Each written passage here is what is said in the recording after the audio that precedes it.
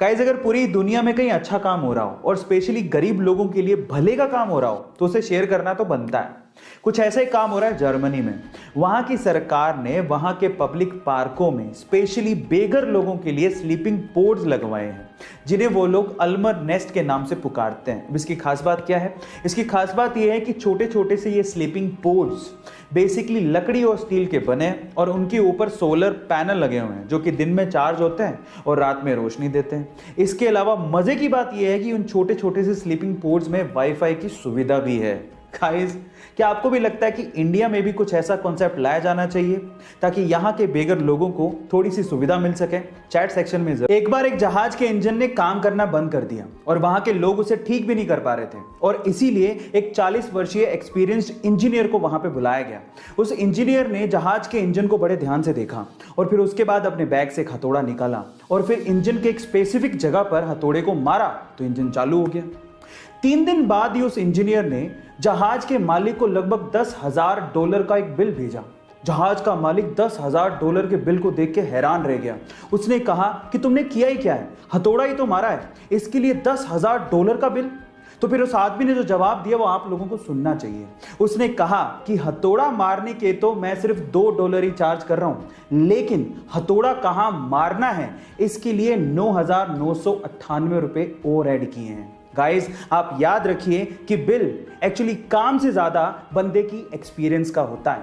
उसे बहुत दिनों से खून की खांसी हो रही थी। डॉक्टर्स ने उसे कहा कि तुम स्कैन क्यों नहीं करवा लेते, पर उसे तो भारत देश के लिए खेलने की धुन सवार थी। उसने डॉक्टर को जवाब दिया कि क्या हो गया डॉक्टर, जब एक सैनिक हमारे देश के लिए गोली खा सकता है तो क्या मैं खून की उल्टी के साथ खेल नहीं सकता? लेकिन हालात बहुत ज्यादा खराब थे। जब रिपोर्ट्स आई तो पता लगा कि उसे कैंसर है और इसके क्योर के लिए उसे बाहर जाना पड़ा। वो कम से कम 1 साल तक अपने खेल से दूर रहा। लोगों ने यह तक कहना शुरू कर दिया था कि अब कभी वो वापसी नहीं कर पाएगा, लेकिन उसने मेहनत की और वापसी करने के बाद उसने अपने वनडे करियर का सबसे बड़ा स्कोर बना डाला। Yes, I am talking about Yuvraj Singh, जिनका कहना है कि अपनी तकदीर को तुम खुद लिखो और कभी जिंदगी में हार मत मानो। आज हम 21वीं सदी में जी रहे हैं, लेकिन आज भी भारत में ऐसे कई अस्पताल हैं जिनके हालत को देख के हम ये सोचने पे मजबूर हो जाते हैं कि तरक्की आखिर है तो है कहां, हमने इतने साल किया क्या है। जैसे कि इस तस्वीर में ही देख लीजिए, एक पिता है जो अपनी बीमारी के चलते अस्पताल में भर्ती होने को मजबूर है। उसे ग्लूकोज की बोतल चढ़ाई गई है, लेकिन अस्पताल में इतनी भी सुविधा नहीं है कि ग्लूकोज की बोतल को टांगा जा सके।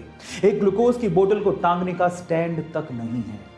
लेकिन सलाम है इस बहादुर बच्ची को जो अपने पिता को बचाने के लिए इस ग्लूकोज की बोतल को लगभग 2.5 घंटे तक हाथ में पकड़ के खड़ी रही। गाइस, जहां अस्पतालों की हालत देख के दुख होता है, वहीं इन बहादुर बच्चों को देख के गर्व महसूस होता है। गाइस, आपको यह जान के कैसा लगा? चैट सेक्शन में जरूर। पंकज त्रिपाठी, आज के समय उन्हें कौन नहीं जानता है, एक्टिंग इंडस्ट्री में एक बहुत बड़ा नाम है। एक बार उन्होंने अपने एक इंटरव्यू में एक बहुत ही जबरदस्त बात कही। उन्होंने कहा कि जब वो 10वीं क्लास में थे तो उनके पिताजी ट्रैक्टर खरीदना चाहते थे, लेकिन वो ट्रैक्टर नहीं खरीद पाए।